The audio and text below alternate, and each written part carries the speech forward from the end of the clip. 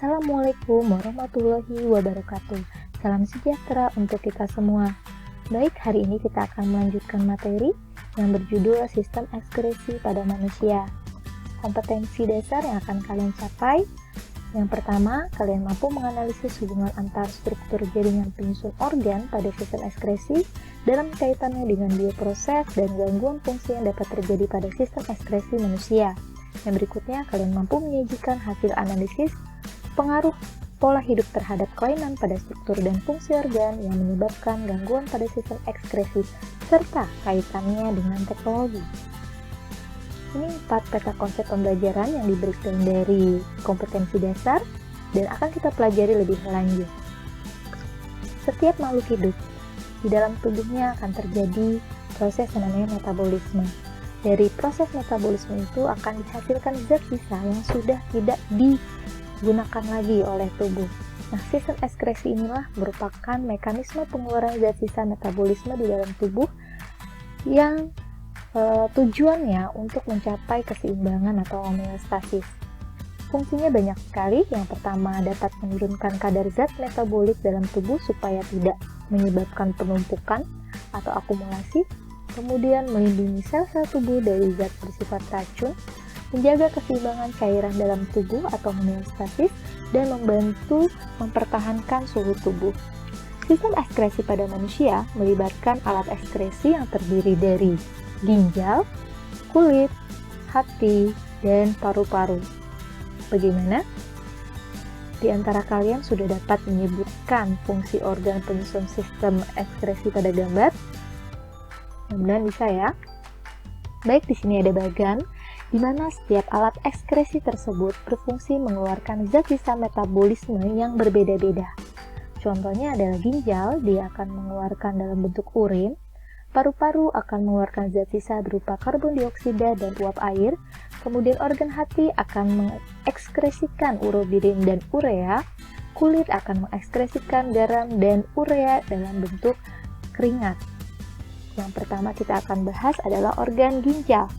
Ginjal manusia berbentuk seperti kacang merah, panjangnya berkisar 10 cm dan beratnya berkisar 200 gram, jadi 1% dari berat badan.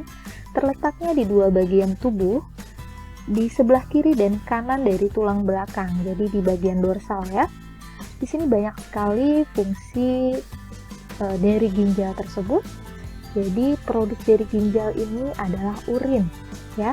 Jadi di dalam urin itu ada amoniak, ada urea, bisa juga ada toksin, kemudian ada obat-obatan, material, dan lain sebagainya.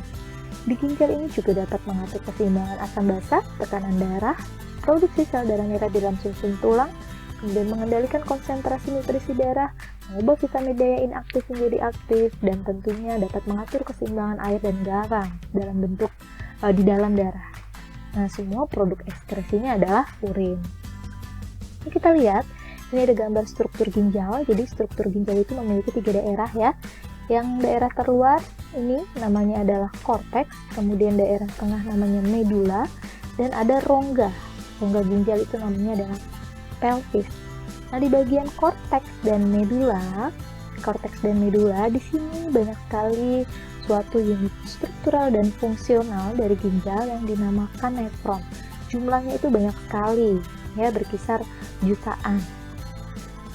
Nah, kita perbesar, ini adalah struktur nefron, di mana setiap nefron itu akan memiliki badan Malpighi, kemudian dibungkusnya sama kapsula Bowman, kemudian ada saluran nefron yang berbelit-belit dan berbelok-belok. Di sini ada saluran yang namanya tubulus contortus proximal, ya. Kemudian ada lengkung Henle, kemudian ada tubulus contortus distal, kemudian ada ductus collectivus yang nantinya saluran ini akan bermuara ke kantung kemih.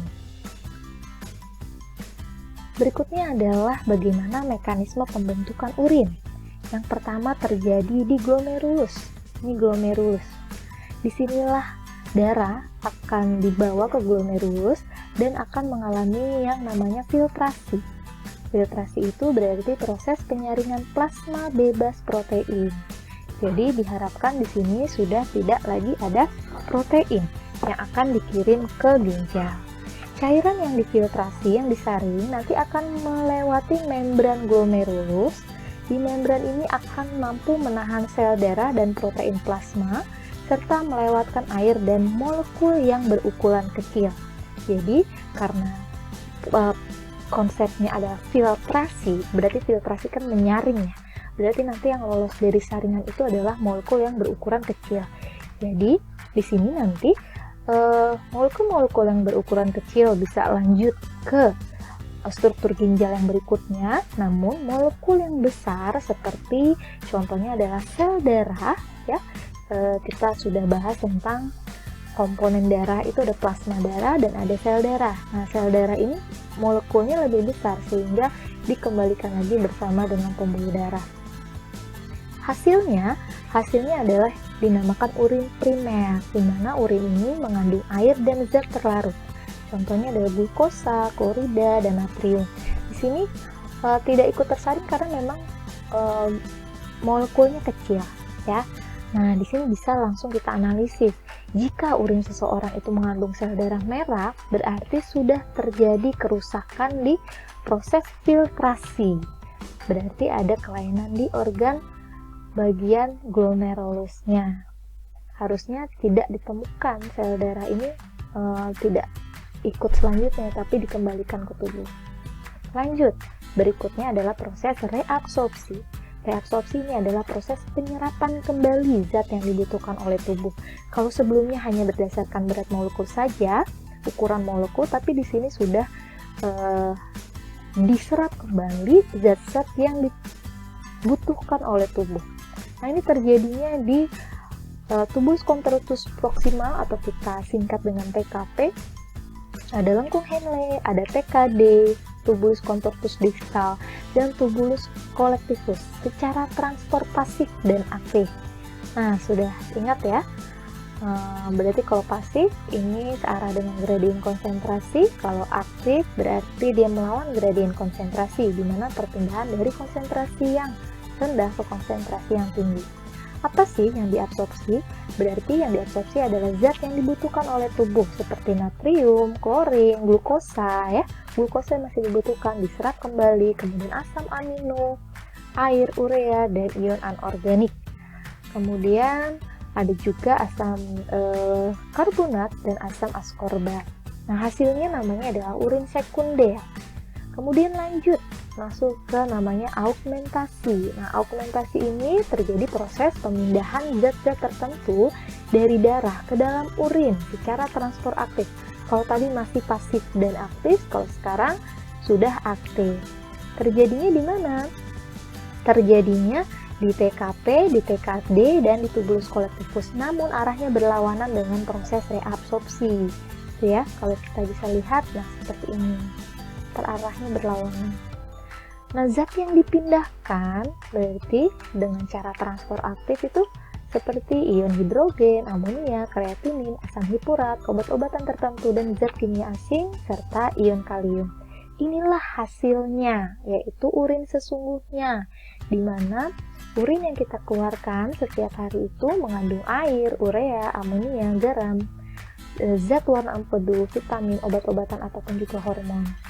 Nah, ya, jadi ketika kalian sudah tahu mekanisme pembentukan urin, mulai dari filtrasi, reabsorpsi, dan augmentasi, kalian sudah bisa menganalisis bagaimana ketika di organ-organ tersebut telah terjadi kelainan, ya. Berarti di dalam urin itu tidak boleh ditemukan sel darah merah tadi contohnya. Berarti harusnya sel darah merah sudah tersaring, gitu kan? Kemudian sudah tidak lagi ditemukan protein, karena protein ukurannya besar, harusnya sudah tersaring, dan lain sebagainya. Nah, selanjutnya urin sesungguhnya itu akan tertampung di dalam kandung kemih, dan ketika ada keinginan untuk buang air kecil disebabkan isi urin dalam kandung kemih sudah mencapai kurang lebih 230 ml ya, 170 sampai 230 ml, baru urin itu akan dikeluarkan melalui uretra. Kalau dari ginjal ke kandung kemih, ureter. Kalau dari kandung kemih ke luar tubuh, melalui uretra. Oke. Kemudian Berikut merupakan faktor-faktor yang mempengaruhi proses pembentukan urin. Yang pertama ada hormon antidiuretik atau ADH. Jadi hormon ini dikeluarkan oleh otak, ya, letaknya di hipotalamus, dikeluarkan oleh kelenjar hipofisis. Ia akan dikeluarkan ketika datang rangsangan dehidrasi misalnya. Misalnya ketika kalian berkeringat atau ketika kalian sedang diare, berarti tubuh kalian kekurangan cairan. Nah, hipofisis ini akan mengeluarkan antidiuretik yang menyebabkan ginjal akan mengalami peningkatan permeabilitas sel terhadap air sehingga air berdifusi lalu masuk ke dalam darah. Ketika ginjal mengalami permeabilitas, berarti airnya bisa berdifusi masuk ke dalam darah sehingga plasmanya osmolaritasnya meningkat dan dihasilkan urin yang sedikit. Kebalikannya, ketika contohnya misalnya penggunaan alkohol dapat menghambat pengeluaran ADH. Jadi untuk pengkonsumsi alkohol ini akan menghambat dikeluarkannya ADH. Ya, jadi kalau terhambat dikeluarkannya ADH berarti tidak terjadi permeabilitas sel terhadap air sehingga nanti urin yang dihasilkan akan banyak dan encer. Kemudian hormon juga mempengaruhi, contohnya adalah hormon insulin. Kita tahu insulin ini untuk mengubah glukosa menjadi glikogen yang akan berpengaruh pastinya kepada pembentukan urin karena dibawanya sama darah juga kan. Kalau glukosanya banyak di dalam darah, nanti bisa terbawa juga ke urin. Kemudian sistem renin, angiotensin, dan aldosteron. Jadi renin ini merupakan enzim yang bekerja pada protein. Nah, renin ini dikeluarkan oleh ginjal jika tekanan di dalam arteri itu sangat rendah. Ketika renin ini sudah dikeluarkan, maka dia akan merangsang pengeluarannya angiotensin. Angiotensin ini nanti akan merangsang pengeluaran hormon aldosteron, di mana aldosteron ini akan mengakibatkan meningkatnya volume darah dan merangsang reabsorpsi NaCl dan air. Pastinya akan mempengaruhi pembentukan urin juga. Kemudian jumlah air yang diminum, kemudian suhu lingkungan, dan itu ya tadi sudah dibahas pengaruh penggunaan alkohol terhadap pengeluaran ADH. Jadi ini faktor-faktor yang mempengaruhi pembentukan urin. Nah, selanjutnya coba kita lihat, kita cek ya bagaimana urin kita hari ini. Ujinya bisa uji fisik. Nah, uji fisik ini bisa dari warna, karena warna ini nanti menginterpretasikan bagaimana kondisi kadar air, kemudian pH di dalam urin kita. Misalnya, contoh urin kita kuning yang pekat, berarti tandanya kita ini harus butuh banyak minum, karena di sini pH-nya sangat rendah nih, ya. Kemudian, kalau udah menuju kuning muda juga diusahakan tetap mengkonsumsi air, dan nah di sini yang paling bagus, kuningnya kuning cerah. Kalau bening seperti ini berarti kita terlalu banyak air ya, air sudah tercukupi. Namun asupan air ini pun kalau kita dalam kondisi semuanya normal, tidak ada gangguan ginjal ya, dalam kondisi normal. Sifat fisiknya, normalnya itu volumenya berkisar 800 sampai 2500 ml per hari, warnanya kuning pucat yang ini, sampai kuning tua ya yang inilah. Kemudian pH-nya berkisar 4,7 sampai 8. Jadi kalau sudah kuning pekat nih biasanya pH-nya sangat asam sekali. Nah, bau khasnya bau khas amonia. Oke, ini komposisi urinnya. Yang berikutnya organ hati. Jadi organ hati merupakan organ ekskresi ya yang akan mengekskresikan urobilin, sebuah pigmen hasil dari perombakan sel darah merah yang terjadi di organ hati. Nah, organ hati ini terletaknya di rongga perut bagian kanan, beratnya berkisar 1,5 sampai 2 kg. Terdiri dua lobus, ya, lobus kanan dan lobus kiri. Setiap lobus ini nanti ada lobulus lagi. Kemudian di sini juga ada pembuluh darah, ya, ada pembuluh darah arteri dan vena. Karena dia di sini di hati, jadi namanya arteri hepatika dan vena porta hepatika. Kemudian di sini juga ada kantong empedu ya, dan ada saluran empedunya.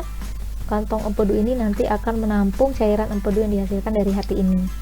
Kemudian pembuluh darah dan pembuluh empedu ini disatukan, ada yang namanya kapsul glison namanya. Nah, fungsi dari hati ini sangat banyak sekali. Kalau untuk sistem ekskresi yang berkaitan langsung berarti hati ini akan menghasilkan cairan empedu, ya.